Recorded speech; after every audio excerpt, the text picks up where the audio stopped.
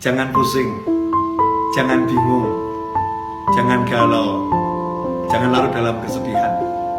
Buat apa? Hidup kita ini gak lama, 60-70 tahun berakhir. Capek kita mikirin dunia, ujung-ujungnya juga mati. Maka tinggalkan tuh semua yang buat kamu pusing, yang buat kita pusing, buat gak nyaman, buat gak enak. Tinggalkan semua. Kita ingat Allah Ta'ala saja. Kita ingat Allah Ta'ala saja. Kita kembali kepada Allah. Gak usah kita pikirin, pikir buat mumet, pikir buat pusing. Makanya kita kembali pada prinsip ojo mikir, gak usah dipikir. Serahkan semuanya kepada Allah, pasrahkan kepada Allah. Jalankan tugas yang kita mampu jalankan. Memang kalau kita mampu berusaha, ya udah pergi ke toko, ke sawah, ke kantor, kerjakan yang bisa dikerjakan.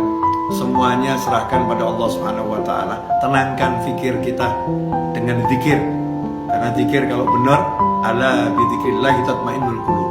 Sungguh hanya dengan zikir kepada Allah, hati itu, jiwa itu menjadi tenang. Makanya kalau kita sholat, kita sibuk berzikir, kita sibuk baca Al-Quran, tapi nggak tenang-tenang, berarti zikir kita belum benar.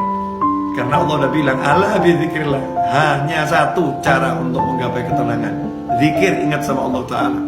Yang sering terjadi dalam sholat kita nggak ingat Allah. Dalam sholat justru kita ingat masalah kita. Dalam tahlil, dalam tasbih, dalam istighfar, dalam sholawat, dalam berzikir kepada Allah Ta'ala, justru yang kita ingat masalah kita, bukan Allahnya. Tinggalkan tuh semua masalah, fokus pada Allah, pada Allahnya, zikirnya. Yang kita zikiri Allahnya, kita ingat Allahnya. Kita katakan kepada Allah, ya Rabb, tolong saya. Ya Allah, bantu saya. Berjalan terus, gak usah pikirkan masalah biar diselesaikan sama yang mengizinkan masalah itu sampai kepada kita. Kita pasrahkan kepada Allah. Ya Allah, tolong selesaikan masalah saya. Lakukan yang diperintahkan Allah. Kalau kita bertakwa, Allah udah jamin, wa may yattaqillaha yaj'al lahu makhrajan wa yarzuqhu min haitsu la yahtasib. Siapa yang bertakwa kepada Allah, apa itu takwa? Laksanakan perintahnya, jauhi larangannya. Dan kita introspeksi diri, sejauh mana kita meninggalkan larangan Allah, dan bagaimana hati kita, tubuh kita terhadap apa yang diperintahkan Allah Subhanahu wa Ta'ala. Perbaiki itu. Seiring dengan perbaikan itu, maka lihat hasilnya. Yaj'allahu makhraja.